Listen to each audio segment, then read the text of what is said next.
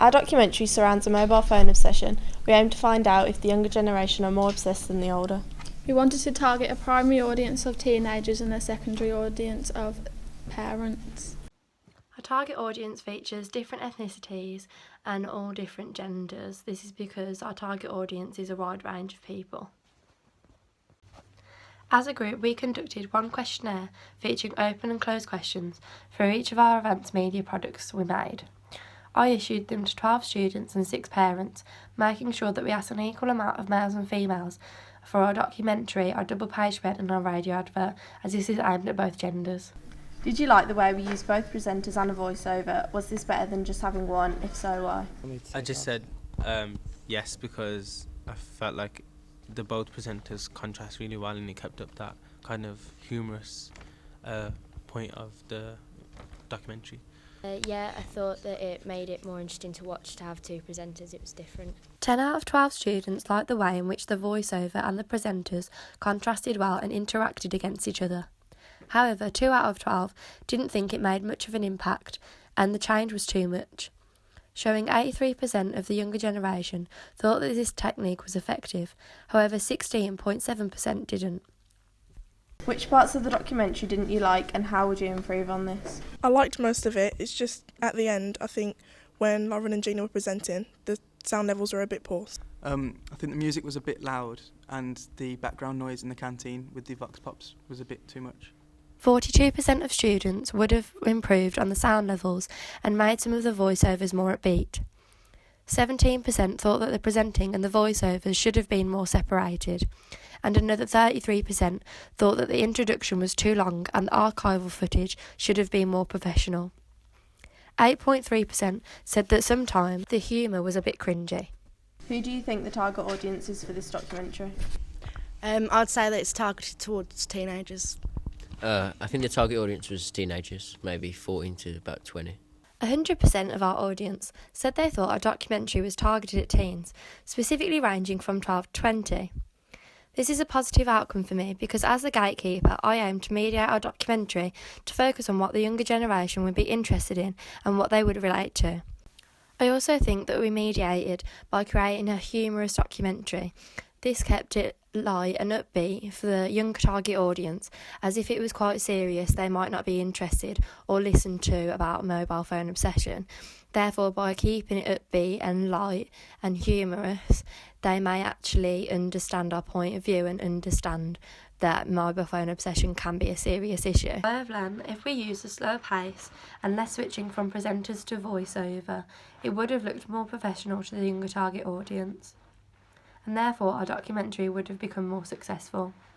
I have also learned that following conventions and theorists such as narrative theorist Bill Nichols, it does not always guarantee success in our products. For example, we use participatory mode, where me and Lauren are continuously the presenters and follow a journey throughout the whole product. However, I've learned that this is not always guaranteed a successful outcome. We also follow theorists Vladimir Prop, where we aim to be the protagonist or the hero in our documentary, and this is because we go on an adventure to solve something, and we also reconstruct scenes where we're involved in the documentary, and that shows that we're kind of following the character types of Vladimir Prop. But this also shows that because not all of our target audience thought that this was professional, then it doesn't guarantee that our documentary is successful from that. We then asked a younger audience what they thought of the double page spread. From the images shown on the double page spread, could you distinguish what the topic for the documentary was? Yeah, because there's mobile phones in the picture and you can see a group of people with on their phones, so you can sort of tell what the general topic's about. Yeah, and when it shows the presenters as well, it shows a mobile phone in the background in a drawing. And the main image is someone holding a mobile phone, so yes. I think it relates to the topic, so straight away you know what it's going to be on, like something to do with phones, and like you've obviously got the image of the phone and people on their phones. So. And you can clearly see what expert you're using because he's in a phone shop, so you can clearly see that it links to what the topic's about. 100% of the younger generation distinguished that the topic aimed at the double page spread was mobile phones, and 2 out of 12 of these noticed that it was focused on the negative aspects of phones. How professional does our double page spread look? Very. I'd say relatively. Very. Which aspect do you find most eye-catching and why? I think the colours and the main image. I'd say the main heading kind of catches you in as well, because the big letters makes you want to read it more. 66% of the younger audience said the main image was most eye-catching. They explained further that this was because they thought it quickly summarised the topic well. 17% argued that they felt the layout was most effective, and the final 17% said they liked the title and also the colours that were used. I have learnt that we designed and structured the double page spread really well, and it is clear to our primary target audience what the topic of the documentary was. We also learned that the majority liked the main image, and also shows that we had at least 4 aspects the target audience found eye-catching. I am happy with the outcome for our double page spread feedback, and I have learned that following the codes and conventions of a magazine double page spread, for example choosing to focus a large amount on our main image, has allowed us to have a successful double page spread. And finally, we asked them about their opinions on the radio advert. Do you like the way the same music track is used in the documentary and the radio advert? Does it have a positive effect? Yeah, I like it because it links them together.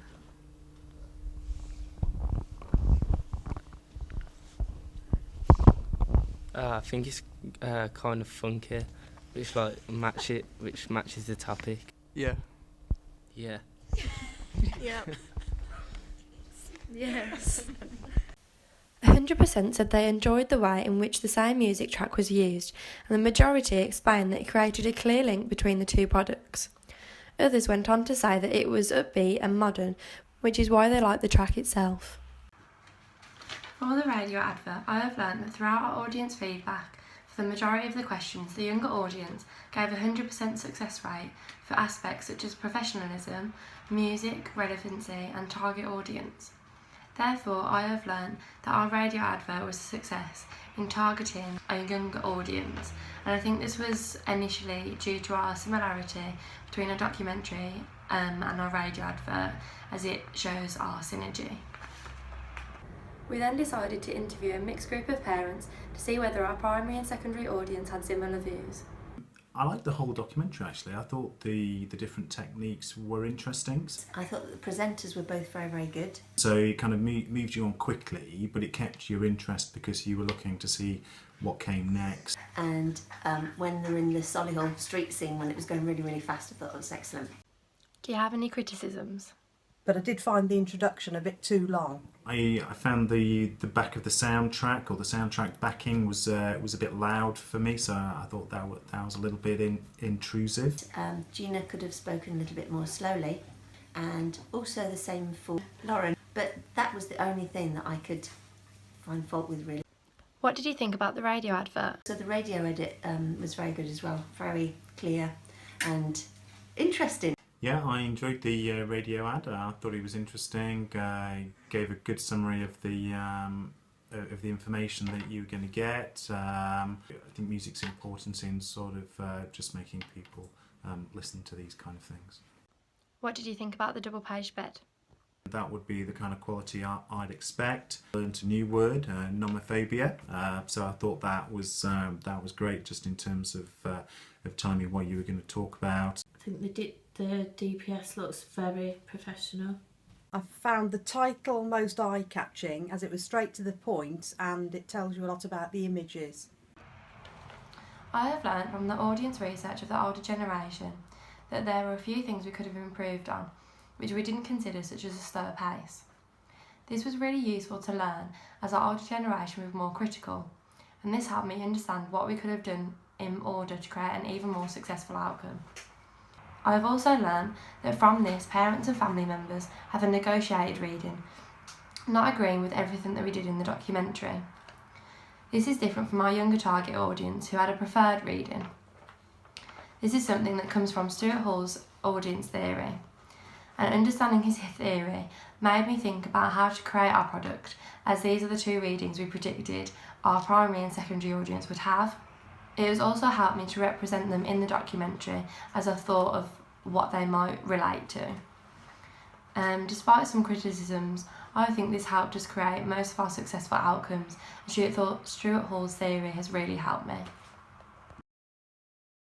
To conclude what I have learned from my audience feedback, I can say that by following many codes and conventions, it has allowed me to overall create 3 successful products. However, at times, we focused too much on these codes and conventions, and this made things like sound and pace a lot weaker than they could have been. I also think that by creating too much of a one-sided argument in the documentary, it restricted us, and therefore if we did not choose to adopt a hypodermic needle strategy, I think it would have maintained more of an interest, as one of the criticisms was that our documentary at parts was too long, especially the introduction. This also would have had a further improvement on the radio advert and the double page spread. Overall though, I feel as though I've learned a lot from my audience feedback, and this has allowed me to learn more from my mistakes, especially for future media production.